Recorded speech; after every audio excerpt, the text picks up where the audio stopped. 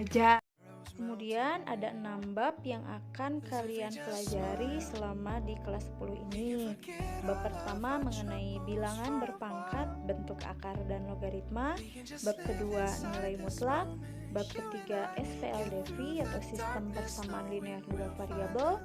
Bab keempat barisan dan deret. Bab kelima pertumbuhan, peluruhan, bunga dan anuitas. Dan bab terakhir mengenai trigonometri. Kalian kalau kurang paham, ada yang ingin kalian tanyakan atau diskusikan, bisa menghubungi nomor WhatsApp Ibu yang tertera di sini ataupun bisa DM melalui akun IG Ibu. Nah, jadi yang pertama akan kita pelajari sekarang yaitu mengenai bilangan berpangkat, bentuk akar dan logaritma. Jadi kalian tetap tonton video pembelajaran ini, oke? Tetap semangat. Nah ya, jadi sekarang kita belajar mengenai bilangan berpangkat terlebih dahulu. Dimana kan kalau bab 1 itu ada bilangan berpangkat, bentuk akar, dan bilangan logaritma. Oke. Nah, jadi di bilangan berpangkat ini ada 3 pokok bahasan. Yang pertama yaitu dia memiliki sifat-sifat bilangan berpangkat. Jadi kalau ada tulisan bil titik ini singkatan ya, yang artinya yaitu bilangan. Sifat-sifat dari bilangan berpangkat, kemudian bilangan berpangkat positif, dan ada bilangan berpangkat negatif dan 0. Tuh. Apa sih pengertian dari bilangan berpangkat itu? Bilangan berpangkat adalah perkalian berulang dari bilangan tersebut.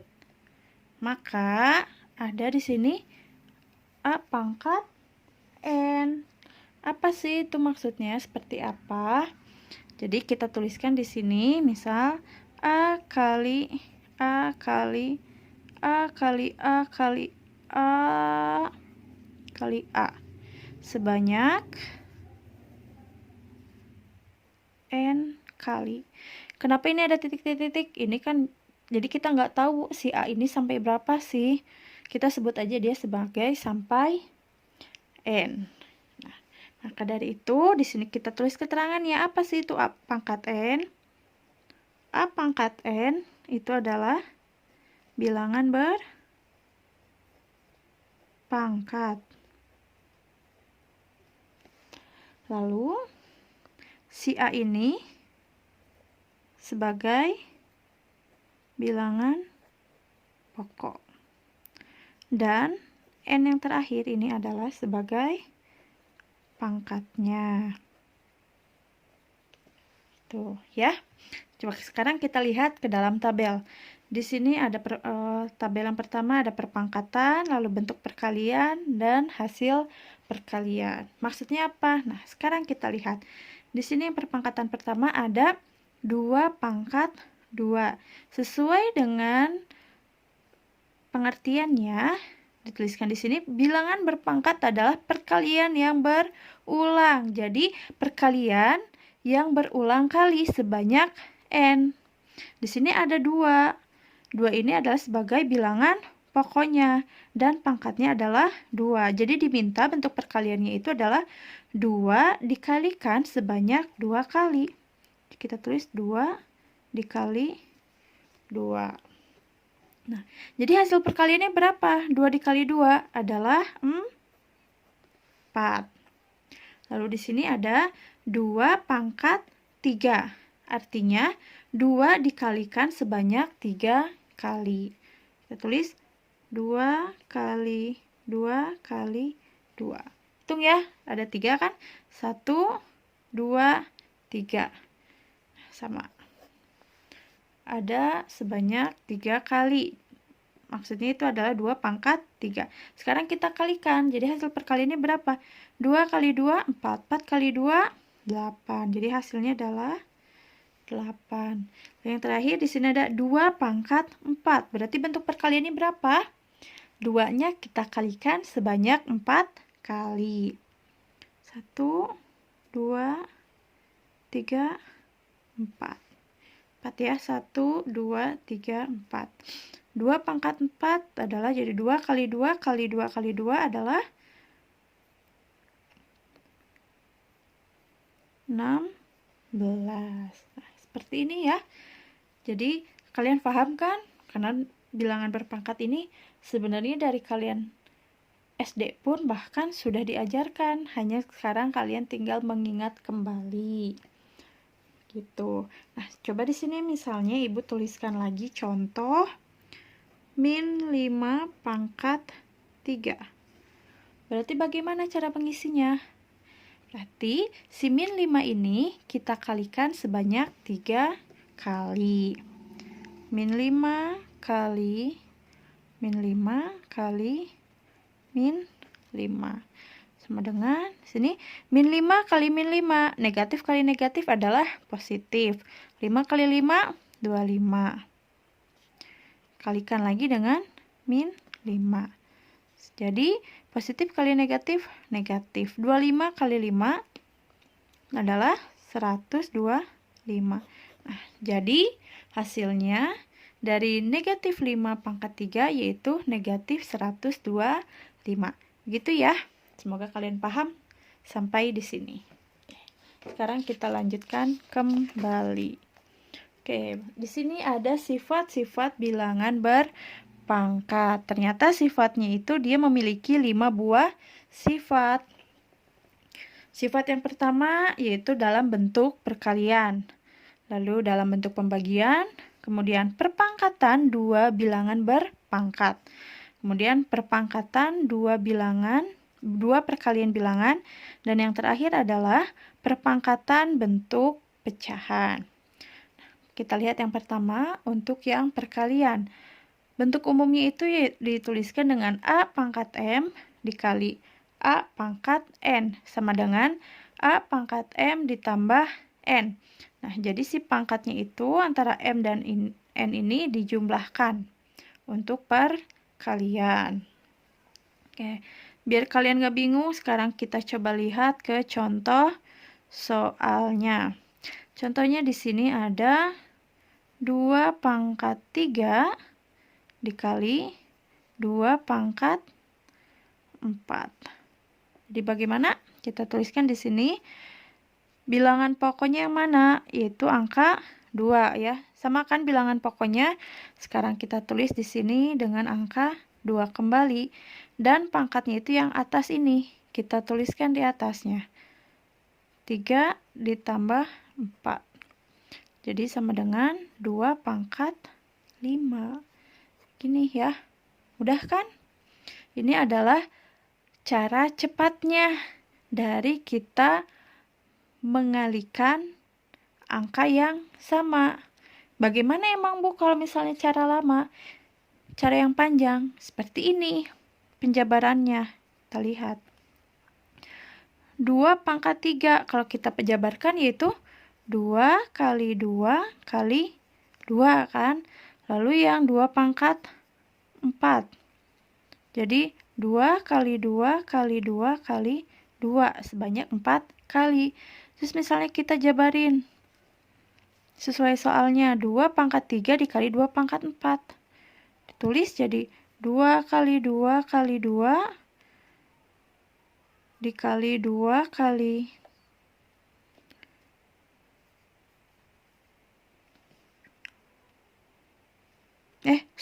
7 ya, bukan 5. Sorry, aduh, mana? Gini. Ya. Kita tuliskan yang di sini 2. Yang pertama 3, lalu yang keduanya adalah 4. Sekarang tinggal kita hitung ada berapa angka 2 di sini. Ini kan 2 ya. Ada berapa angka 2-nya yang berulang? Kita hitung 1, 2, 3, 4, 5, 6, 7. Tuliskan di sini. Lama kan kalau kalian terus tulis panjang angka 2-nya terus-terusan. Kalian harus hitung lagi. Iya, nanti kalau misalnya benar kalian ngehitungnya pas. Gimana kalau kelewat 1? Malah jadi salah kan ya jawabannya. Tapi tetap sama caranya. Hanya kalau menggunakan cara ini, kalian bisa menghitungnya dengan lebih cepat, lebih mengefisiensi waktu, begitu ya. Sekarang lanjut ke yang pembagian. Nah, kalau untuk pembagian, perbedaannya pada pangkat ini. Kalau tadi yang perkalian di jumlah, untuk pembagian di kurang. Kita lihat lagi contoh soalnya. Misalnya di sini ada 3 pangkat 5 dibagi 3 pangkat 3. Berarti jadi sama dengan 3 pangkat 5 dikurang 3. Jadi sama dengan 3 pangkat 2. Gitu ya, ini hasilnya.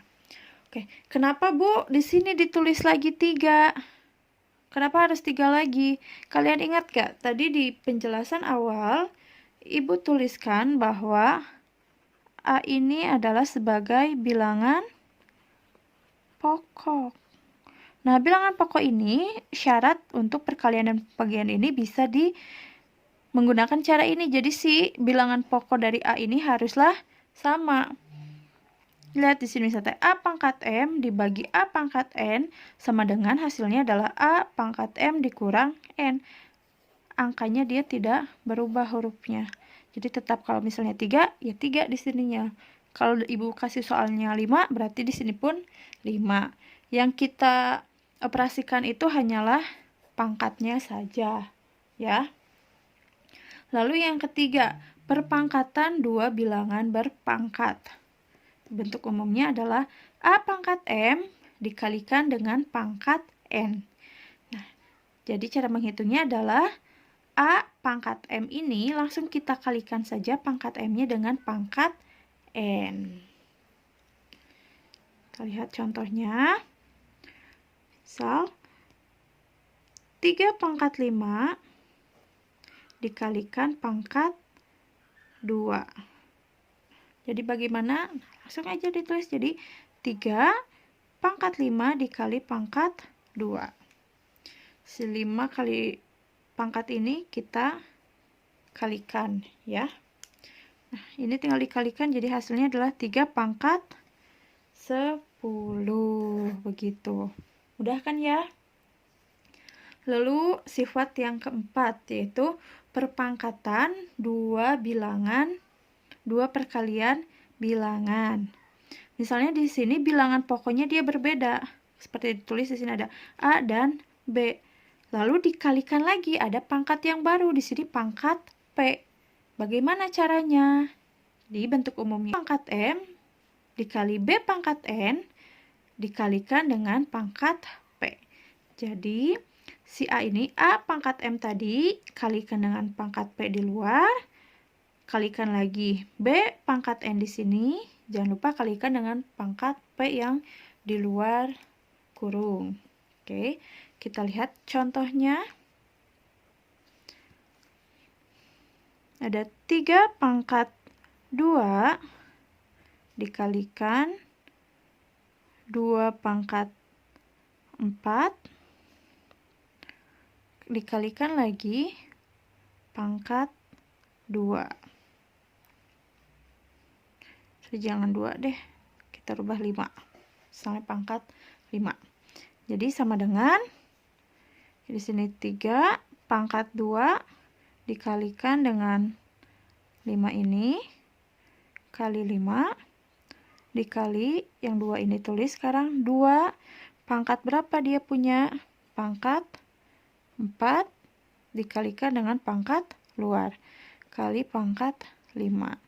Jadi sama dengan 3 pangkat 10 dikali 2 pangkat 20. Ya, seperti itu ya. Jadi cara mengerjakannya. Nah, lalu di sini ada sifat terakhir, yaitu perpangkatan untuk bentuk pecahan. Jadi, bagaimana memangkatkan jika dia bentuknya pecahan? Di sini ada bentuk umumnya A per B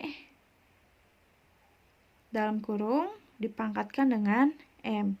Nah, berarti si pangkat M ini kita kalikan dengan semua angka yang ada di dalam pecahan ini. Jadi, dikalikan dengan pembilang dan penyebut. Jadi, A pangkat M per B pangkat M. Di mana si angka B ini, si penyebut B ini tidak boleh bernilai angkanya 0. Ya, jadi harus lebih dari angka 0. Oke, contohnya. 2/5 dipangkatkan 3. Jadi 2/3 per 5/3. Seperti itu ya. Dikalikan semuanya. Oke. Nah, untuk yang Ibu jelaskan di sini, contoh-contohnya ini juga disebut sebagai dengan bilangan pangkat positif karena si pangkatnya ini semuanya bernilai positif, ya. Bernilai positif pangkatnya di sini, dia tidak bernilai negatif. Kita lanjutkan. Terakhir yaitu mengenai bilangan berpangkat negatif dan berpangkat 0. Yang pertama di sini bilangan berpangkat negatif. Jadi apabila A anggota bilangan real di mana A-nya itu tidak sama dengan 0 dan N-nya ini ialah bilangan bulat negatif. Jadi disinilah yang membedakan kenapa kita sebut bilangan berpangkat negatif, karena si pangkatnya itu harus bilangan bulat negatif. Jadi bentuk umumnya yaitu A pangkat negatif N berubah menjadi 1 per A pangkat N. Yang awalnya negatif berubah menjadi dalam bentuk pecahan dan menjadi positif. Kebalikannya ya. Atau ini kebalikannya lagi, A pangkat N, A-nya berpangkat positif, kita rubah ke dalam pecahan, berubah menjadi pangkat negatif. Jadi A pangkat negatif N. Oke, kita lihat contoh soalnya. Misal di sini ada 9 pangkat negatif 2. Berarti sama dengan bagaimana kita rubahnya agar dia bernilai positif. Kita lihat yang ini, karena dia berpangkatnya negatif ya. Jadi harus wajib di atasnya kita tulis angka 1 per. Nah, bilangan pokoknya angka berapa di sini? Ternyata adalah angka 9. Oke, kita tulis di sini angka 9. Lalu lihat pangkatnya berapa? Negatif 2. Tapi karena kita rubah, karena dalam soalnya negatif 2, berarti kita rubah di sini menjadi positif 2. Gitu ya kebalikannya. Awalnya negatif menjadi positif. Lalu bagaimana kalau kebalikannya, Bu? Bisa aja misalnya ini, kalau 9 pangkat 2. Ya udah berarti kebalikannya lagi. Jadi 1 per 9 pangkat negatif 2. Ya. Jadi seperti ini. Dan yang terakhir yaitu bilangan berpangkat 0. Bentuk umumnya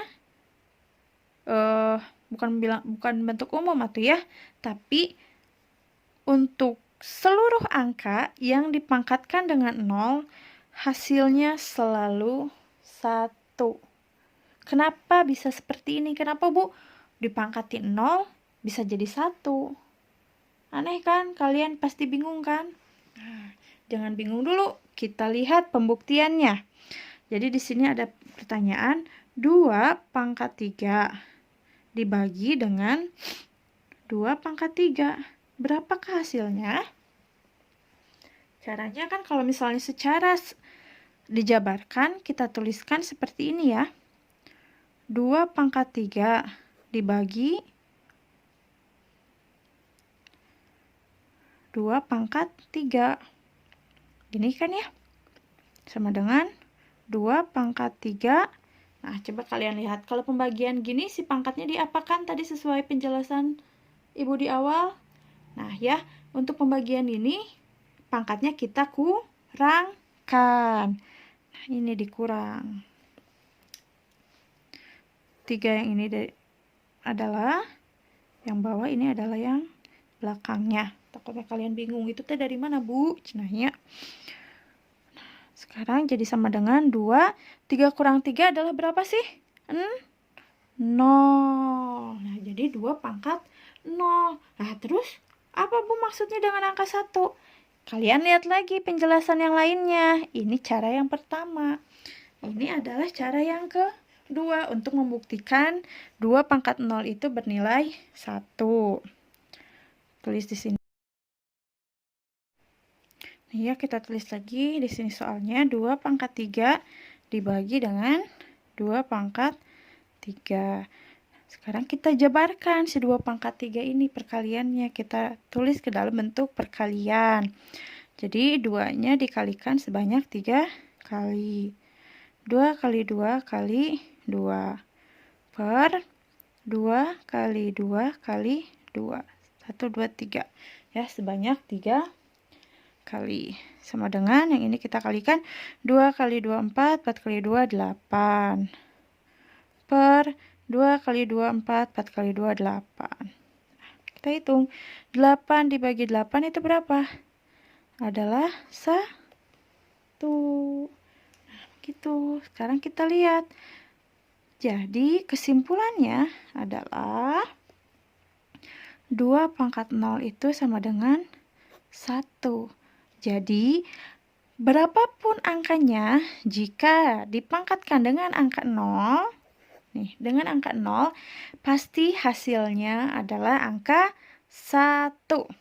Ya, Ibu tulis lagi nih.